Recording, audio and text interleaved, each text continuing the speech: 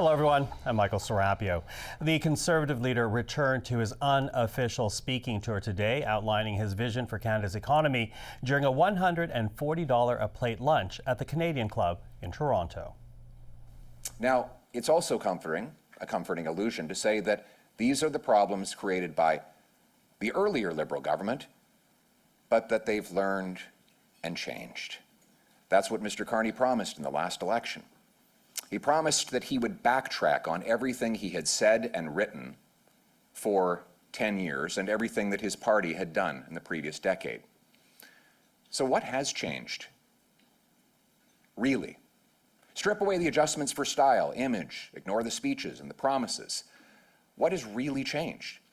If you asked a neutral and objective AI bot to go into all of the policies on the books of the Government of Canada, what would you find has actually changed in the last year? Deficits and spending are both higher, a lot higher. Taxes, they're about the same. Laws passed by Trudeau to block resource development and free criminals, all of them are still on the books. Those are the facts. Everything else is an illusion. Now, since January, Canadians have seen a change in tactic from Mr. Poilievre, demonstrating greater cooperation in Parliament, spending more time in front of the cameras to reintroduce himself to Canadians, and traveling internationally to sell his trade and foreign policy vision for this country. But any momentum his efforts were building were derailed 2 weeks ago when another Conservative MP, Marilyn Gladu, crossed the floor to join the Carney government. And then, on Monday, the Liberals secured a majority by winning 3 by-elections, 2 in Toronto and 1 in Montreal.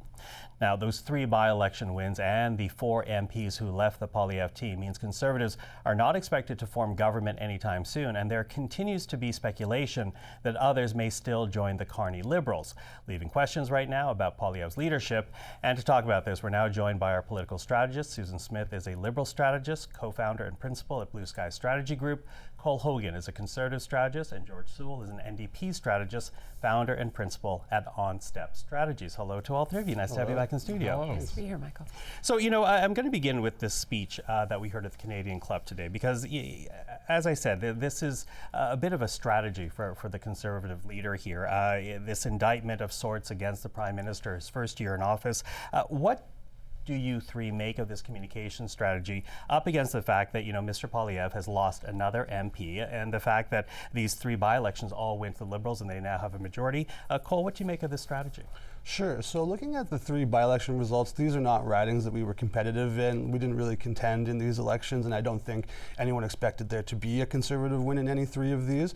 But, the fight's not over, and, the battle and campaign must continue. So just because those 3 by-elections happened, and those were all 3 Liberal wins, and the Liberals maintains, and, I like to say they thrifted this majority, but now that they have it, does that mean that absolutely everything should change? We had this conversation in Calgary as well.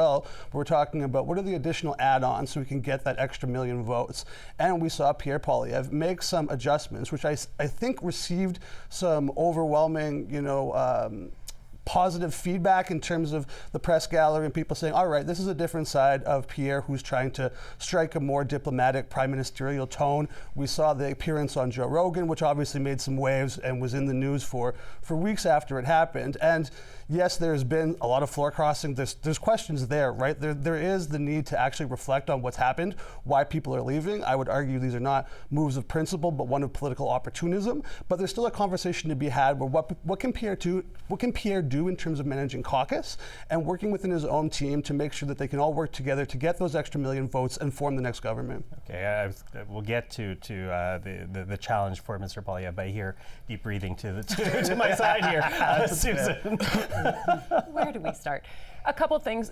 Pierre Poilievre's road trip and attempt to change early in the year was completely as a result of him thinking that he could have to go to the polls again, that there might be an election because it was a minority government. And he was having to try to demonstrate that he could be somebody different, that he was somebody different. 4 MPs crossing the floor is an absolute bloodletting, I think, from a Conservative caucus perspective. He's now out talking to people, and it's a bit talking to caucus and a bit talking to Canadians.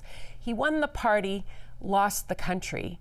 Now he has to try and win his caucus back. There is a piece of legislation called the Reform Act, and only 28 of his MPs, of the remaining 140 in caucus, need to sign a petition to have a leadership review. So he's not only got to convince the country that he's a good alternative, he's got to keep his party in check. And that's not a done deal. I think the iron grip's kind of watered down to spaghetti at this point in the game. And then as far as the speech in Toronto, the way I would sum it up would be Canada's still broken, and is what he's trying to tell people. And it didn't work the first time for Mr. Poilievre. When Canadians were tired of Mr. Trudeau, they like what they're seeing out of Mr. Carney, a steady hand economist. He was even this week casting aspersions on Mr. Carney's economic credentials, which is kind of funny. So I don't think the leopard has changed his spots. I think he's going to have to work very hard for his caucus, and I don't think the ground is stable under Mr. Poilievre at all right now. Okay, I'll pick that up in a moment. But George, what do you make of this strategy of trying to go on the offensive when the last couple of weeks have really just not been wonderful for the Conservative leader? Well, yeah, I mean, he's got to do what he's got to do, I guess. Like, there's no other options. What is interesting is he's saying it's a new message, but the idea of trying to compare Mark Carney and say he's the same as Justin Trudeau, which is a lot of that message we just saw in the clip about how nothing has really changed since Justin Trudeau. Like, no one's going to buy that. I mean, it's just, it's an absurd suggestion. It doesn't fit into anything that's real out there.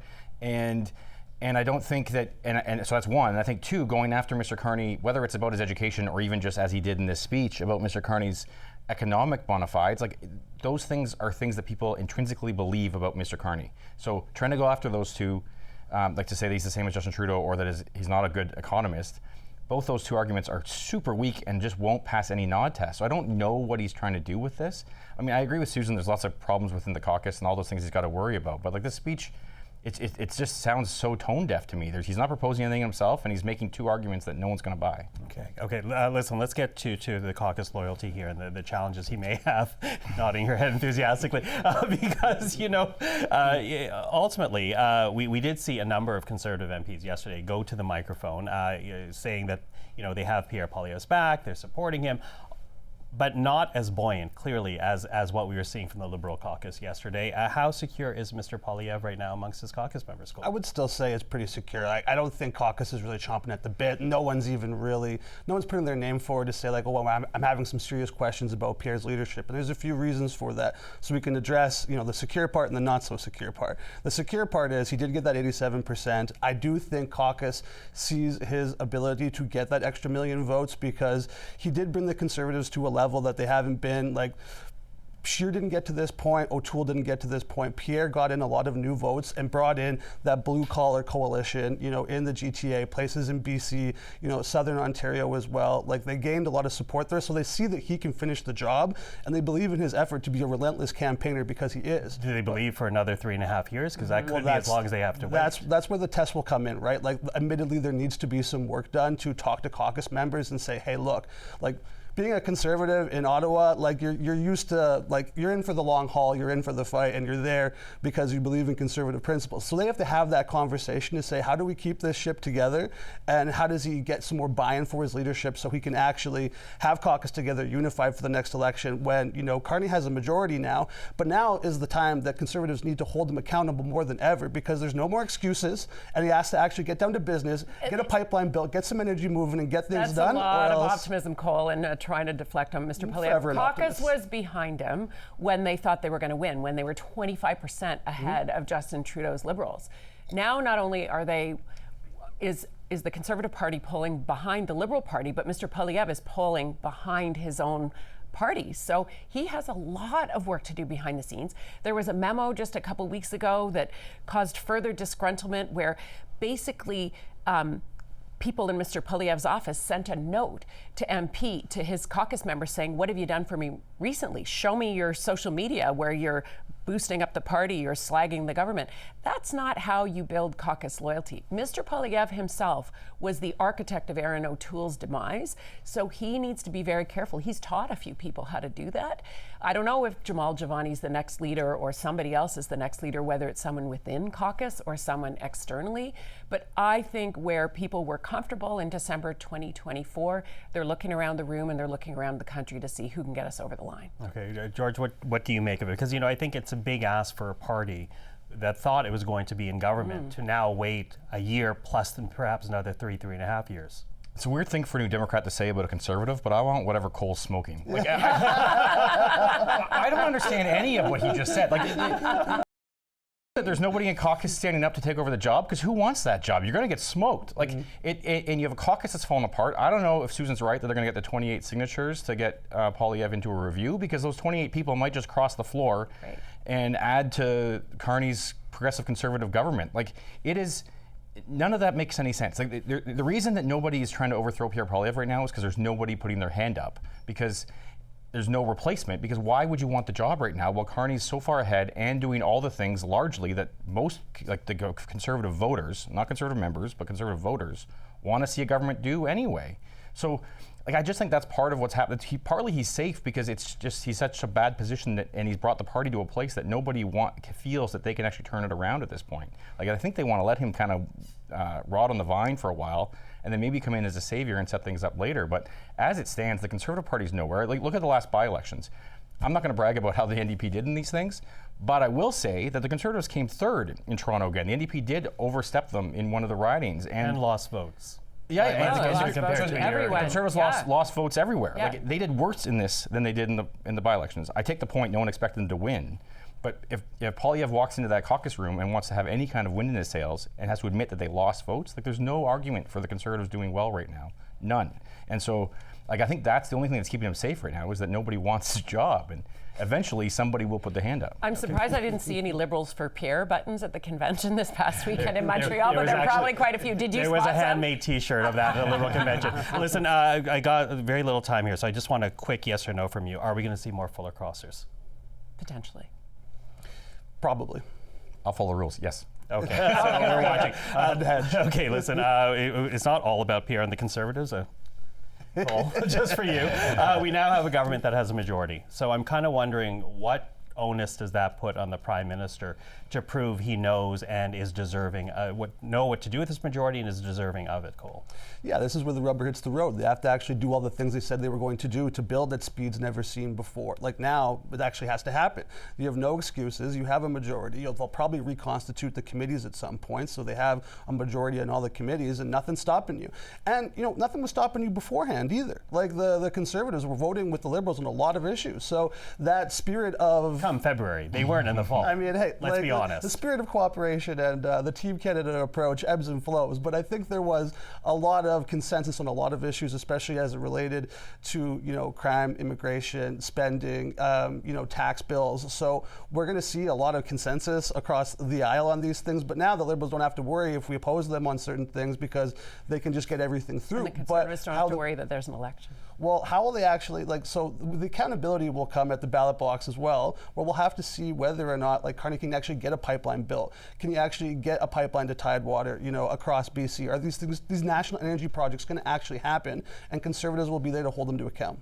Okay, what onus does this put on the government now? Well, I think the Prime Minister keeps doing what he said he would do, and that he's already been doing, reversing the gas tax the first day and alleviating it even just this week because of the war in the Middle East and the constraints in the Strait of Hormuz. He brought in, he's dealing with measures of affordability to help Canadians when it comes to the school food program, things like that. He's been doing trade agreements and elevating Canada's trade presence around the world, because we have to deal with our neighbor to the south and the complete minute-by-minute volatility of Donald Trump and the impact on the Canadian economy. So I think the Prime Minister needs to keep being his level-headed, informed, measured self, leveraging the global networks he has around the world, and being the adult in the room that Canadians expect of their Prime Minister. And that's what he's done all along, and I don't foresee any change in that good behavior. Okay, George, last word to you. Well, I think a couple things, so not repeat what was said. I think a couple pieces of strategy. I mean, one is does he want to go to an election earlier than 3 years from now? Because the worst thing to happen to him will be when Pierre Poilievre does finally get kicked out or steps away and he has to run against somebody who isn't as scary. For all his good attributes, one of the biggest reasons of the results that we saw in the last election were because of how scary Trump and Pierre Poilievre were. So people, especially from the NDP, went and voted Liberal to block that. So that's the first thing, is does he go early to try to run against Pierre Poilievre again, or does he keep the whole 3 years? I think he seems to want to just govern and wait till someone takes him down, but we'll see. if his strategists at some point convince him to go otherwise. And the second thing I'll say quickly is just that this majority is small enough that that a small number of Liberals will be able to drive the bus from the back. Right, so if the Conservatives are voting against it and the Democrats are voting against it, it just takes a handful of Liberals to sit in caucus and say, we're not going to vote for that. You need to do what we're asking you to do, or give me the pool in my riding or whatever before I'll vote for you on the budget. So I think that's going to be a new dynamic for him to have to deal with, and some internal pushback when the backbenchers realize the power they have. Well, and I think also underlines why they might still be looking for more floor crossers, because I'll add to that, right. Nate Erskine-Smith openly talks about going to provincial politics. Jonathan Wilkinson, might get a diplomatic appointment, The EU. and that would bring down the power of that majority. So I think that's why we're all watching for floor crossers. That's right. Right. Okay. You said EU. We'll see if that happens. Okay. Listen, thank you. Nice to have three of you back in studio. Susan, Cole, George, thanks for this. Michael. Thanks, Michael.